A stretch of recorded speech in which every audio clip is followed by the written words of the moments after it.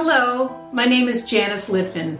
I help organizations get their employees healthy and happy so that they can show up to work every day ready to work. Today, I'm talking about the happiness piece. Now, I know what you might be thinking. Happiness at work? Is that really possible? Yes, it is, and I'm going to give you my tips for how you can make that happen. First of all, what is happiness? Is it an elusive thought, that pie-in-the-sky idea that you need to have wealth or fame in order to be happy? No. Happiness comes from how you feel about yourself from within, and I'm going to break that down for you in just a moment.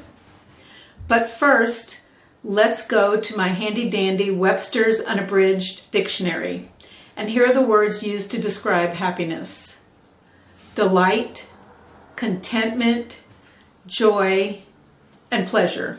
Now, I know many of you are very, very busy. You have full-time jobs, and then you go home and you have to manage your family. And I know you're thinking, I don't have time to worry about being happy. I just need to do my work. Well, I would submit to you that happiness can be found in the tiniest moments throughout the day and evening. First of all, let's look at where those feelings of happiness come from. They actually come from the brain. The brain releases 4 happiness chemicals: dopamine, oxytocin, serotonin, and endorphins. And most of the information I'm giving you today comes from a book called Habits of a Happy Brain by Loretta Graziano Bruning. Let's start with dopamine. Dopamine is about social rewards. For example, a football player makes that touchdown and he's dancing and jumping around all on the field. You know he's happy. That's dopamine. Another example, you hear a favorite piece of music that you haven't heard in a long time. That gives you dopamine. It's not music that you hear over and over and over all the time, but it's something kind of new and it's favorite, or you haven't heard it in a long time. Also, seeing those first apple blossoms on the apple trees. Luckily, I live in California and we're starting to see those now. For those of you in a colder climate, spring is right around the corner, so look for those beautiful flowers. Now, how can you find dopamine at work? Dopamine comes from accomplishments. So say you've been working on a huge, difficult project that took you days, weeks, or months.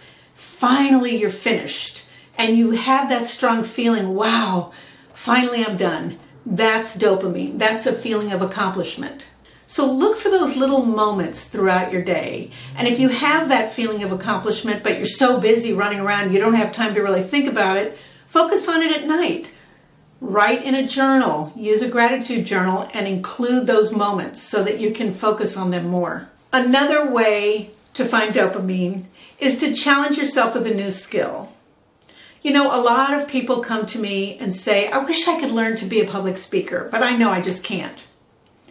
Did you know that public speaking has been identified as the #1 fear above death? But I'm here to tell you, you can learn it if you want to. Get to a Toastmasters meeting or start one at work. And I promise you, the day you do your first speech, you will have a huge surge of dopamine. Music is another source of dopamine, and I know a lot of you love music. Putting on some music that you love, that you haven't heard in a while, will give you that dopamine rush. The brain is trying to predict what's coming next. I remember being at the symphony a few months ago, and the music was so beautiful, and I hadn't heard it in a long time, and I was so filled with joy that at the intermission, I actually mapped out a whole new speech. Oxytocin is the second happiness chemical we're going to talk about. Oxytocin comes from a feeling of trust, being able to lean on a trusted advisor. So that's social alliances, connections, and belonging. Do you have a best friend at work? My friend Laura Putnam, author of Workplace Wellness That Works, tells us that having a best friend at work is a great way to combat loneliness and depression in the workplace. Touch is another great source of oxytocin. Now, I'm acutely aware that you can't go around touching people in the workplace anymore. But if you have a good friend at work and you're taking a walk, you can touch them on the arm or the hand, or you can even say, Can I have a hug? I need a hug today. Have you ever noticed a nurse touching a patient in a hospital bed? Nurses know all too well the healing power of touch. Volunteerism is another great way to find oxytocin. Have you ever volunteered either in a school or with some seniors or in a situation where you're feeding the less fortunate and you come away with that full feeling? That's oxytocin. There are a lot of great ways to get involved with volunteerism at work. Many large companies have a huge volunteer effort. Companies like Target and Chevron and Salesforce do all kinds of volunteer work. Get together with other people on your team and try to volunteer. Volunteering actually helps the giver more than the receiver. You'll get flooded with oxytocin when you volunteer. If you're looking for a group that needs volunteers, go to volunteermatch.org. The final piece of oxytocin is social alliances, almost the most important piece. That's another vote for setting up some sort of club at work. I've been seeing more and more women's clubs and a variety of clubs in the workplace. Speakers Club, like I mentioned before, is one great idea. What if you started a walking club or a drinking challenge or a healthy recipe club? Anything aligned with wellness is a great idea because you get the double dose of the healthy activity and the oxytocin. Are you lucky enough to have a fitness center in your company? I'm aware that a lot of people don't take advantage of their company fitness center. If they're offering group exercise like Zumba, yoga, or strength training, go to those classes, get the social connection and the physical activity. The third happiness chemical is called serotonin. Serotonin comes from self-respect, respect from others, pride in a job well done, and self-confidence. I'm not talking about the kind of pride where you go around bragging about yourself. I'm talking about that feeling of accomplishment from within yourself. And when you're called upon to lead a project, say yes. Don't say no, even if you don't feel qualified. The person asking you wouldn't ask if they didn't think you were qualified. So serotonin depends on your own expectations of yourself. The fourth and final happiness chemical is endorphins. I know many of you have heard of endorphins, referred to as the runner's high. But in reality, endorphins are released when you exceed your capacity. So if you run the same path every day for the same amount of time and the same degree of difficulty, you'll get endorphins at the beginning, but not after you've been doing it for a while.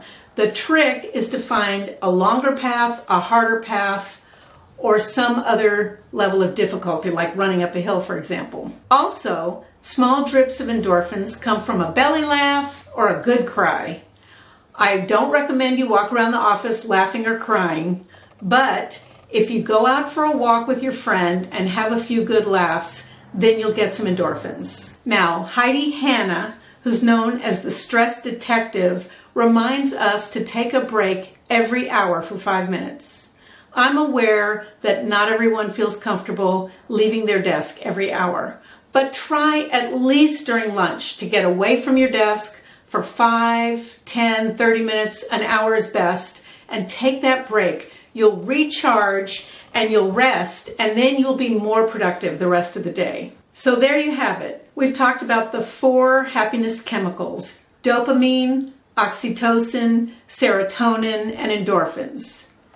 Just to recap, dopamine comes from social rewards, feelings of accomplishment, and also favorite music that you haven't heard in a while. Oxytocin comes from social connections, trust, belonging, volunteerism.